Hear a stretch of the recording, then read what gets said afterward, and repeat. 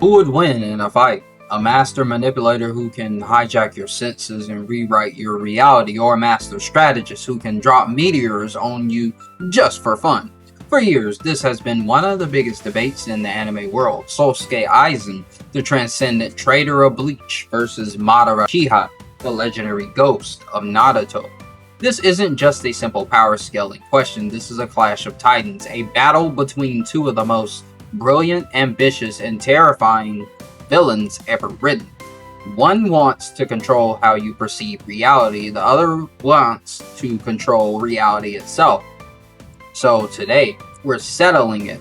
We're diving deep into their philosophies, their master plans, and their insane abilities to find out who would truly come out on top. And trust me, the answer is going to surprise you. Alright, let's start with the man who made trust issues a personality trait, Sosuke Aizen. When we first meet Aizen, he's the kind, gentle, and respectful captain of Squad 5. He's the guy everyone looks up to, the calm intellectual who probably organizes the Soul Society's book club. But underneath that soft-spoken exterior is a cold, calculated mastermind playing 5D chess, while everyone else is playing checkers. So, what drives a man like this is not a tragic backstory. Aizen's rebellion is purely philosophical. He discovered the Soul Society's original sin, the fact that the all-powerful Soul King, the linchpin of their entire world, was mutilated and sealed away by the ancestors of the noble families to be used as a mere battery. To Aizen, this wasn't just a secret, it was a disgusting hypocrisy. The world was built on a lie, governed by powerless corpse, and he found it intellectually and aesthetically offensive. He basically looked at the throne of heaven and saw it was empty and said, well, someone's gotta sit there. Might as well be me. This is where Aizen becomes an ultimate master manipulator. He doesn't just want to win fights, he wants to dominate minds and souls. His primary weapon isn't just his sword, it's psychological warfare. He's a master at finding your deepest emotional vulnerability and twisting the knife. Take his lieutenant, Momo Hinamori. He spent years building a warm, fatherly relationship with her, making her completely dependent on him. Then he faked his own death, framed her best friend, and personally impaled her, all while having a gentle smile. It was a pure act of pure psychological devastation, designed to shatter her entire world. But he's not a one-trick pony. He tailored his manipulation to his target. For the lonely Espada, Coyote Stark, he offered friendship and a place to belong. For the arrogant king, Baragon, he didn't bother with words, he just showed up and crushed him with overwhelming force, the only language a tyrant understands. And of course, his greatest tool is his Octo, Kyoka Suigetsu. Its ability, complete hypnosis, is the most broken illusion power in anime, period. Anyone who sees its release even wants is under its control forever. He can manipulate all 5 of their senses, make them see, hear, and feel whatever he wants. It's so perfect that even if you know you're being tricked, you can't escape it. This isn't just an illusion, it's Aizen's replacing your reality with his. Now let's talk about the other side of the coin, the man who saw the world endless cycle of hatred and decided the only solution was to force everyone to take a permanent nap. Madara Uchiha.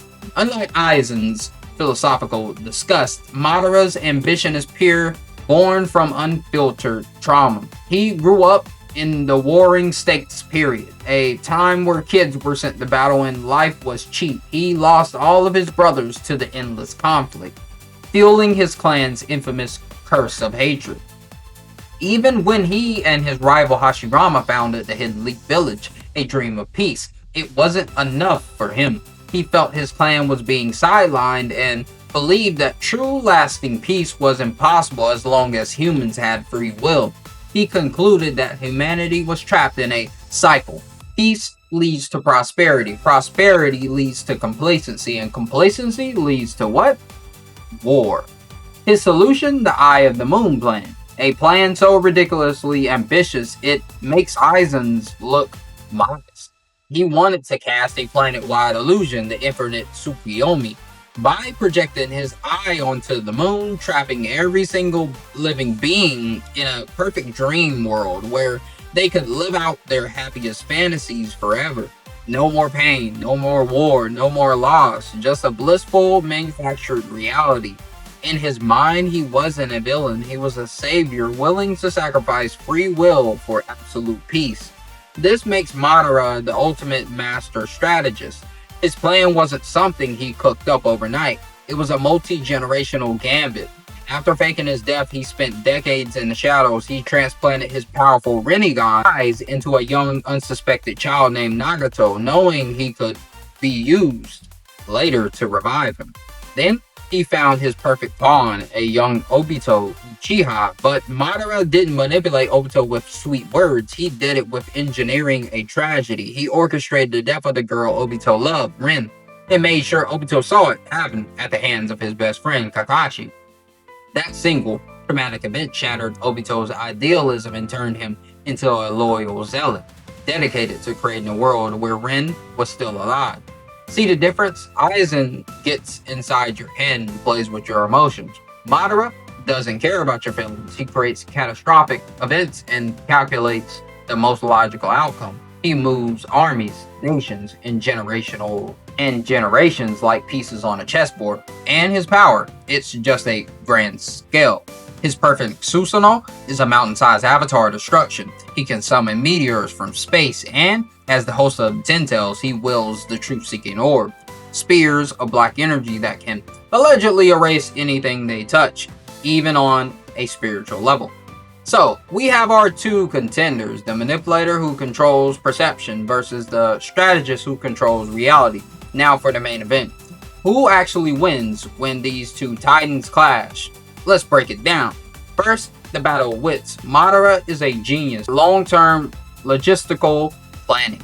Aizen is a genius at real-time adaptive psychological warfare. In a direct confrontation, Aizen has a massive advantage. Why? Because Madara's greatest weakness is his own personality. He is incredibly arrogant and loves the thrill of battle more than anything. He constantly toys with his opponents to show off his power. Aizen, the king of psychological goading, would spot this flaw in a nanosecond.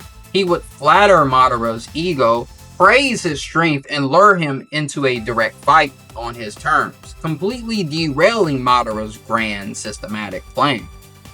Next, the illusion showdown. This is the big one. Can Madara's Sharingan see through Aizen's Kyoka Suigetsu? The answer is no, and here's why. Sharingan Genjutsu would be injecting chakra into the victim's nervous system to control their senses. It's like a virus that infects a computer program. The Sharingan can break these illusions because it can see the disruption in the chakra flow. It's like an advanced antivirus that can detect and delete malicious code. But Kyoka Suigetsu doesn't work that way. It doesn't touch your chakra or energy system at all. It hijacks your five senses at the source. It's not a virus infecting the program. It's someone gaining root access and rewriting the entire operating system. The Sharingan's diagnostic tools are useless if the system itself is feeding it false data from the ground up. Even Yuha Bak, a being who could see and rewrite all possible futures, was fooled by Kyoka Suigetsu. Madara's eyes are, as powerful as they are simply not equipped to handle an ability that operates on such a fundamental and conceptual level. The moment Madara sees Aizen's Shikai release, and with his pride, he'd absolutely look, the fight is over. He'd be fighting phantoms, predicting the movements of decoys and dropping meteors on empty illusions. Finally, the clash of absolute, and Madara's truth-seeking orbs killed the unkillable Aizen. Madara's only real win condition is the TSOs, which are said to erase a target on a spiritual level and negate regeneration. This worked on the reanimated shinobi in Naruto, but Aizen's immortality comes from the Hyokyoku. And it's not just simple regeneration. It's a conceptual power that manifests his will to survive. He can regenerate from complete cellular disintegration. Because on a fundamental level, he desires to live. The TSOs are stated to nullify ninjutsu.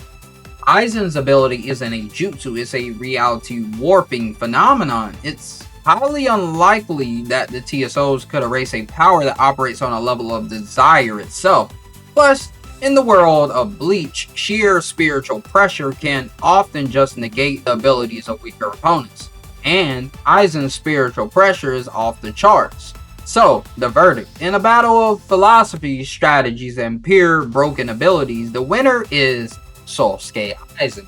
Here's how it would go down. The fight begins. Madara is brimming with arrogance, unleashes a flurry of devastating attacks. Aizen, with his signature smirk, effortlessly dodges while ensuring Madara gets a good look at his sword.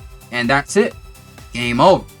From the moment on, Madara is trapped in Aizen's world. He unleashes his perfect Susanoo only to slash an empty air. He summons a meteor which crashes harmlessly miles away. He activates his Rinnegan to absorb an attack that was never even launched. All the while, the real Aizen stands by, calmly psychoanalyzing him, goading his pride and waiting for the perfect moment to strike. Madara might even succeed in casting the infinite Tsukuyomi on an illusionary moon in an illusionary sky, while Aizen calmly walks up behind him and whispers, "Since when were you under the impression that you were in control?" Madara is a god on the battlefield, but Sosuke Aizen is the god of the battlescape. He defines the very reality they fight on.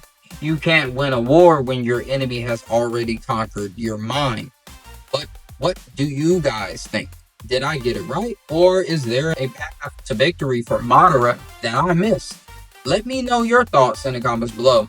This is one of the all-time great matchups, and I want to hear every theory you've got. If you enjoyed this breakdown, don't forget to hit that button, subscribe, and ring the bell so you don't miss our next deep dive. Thanks for watching. We'll see you on the next one. Seems about. Peace.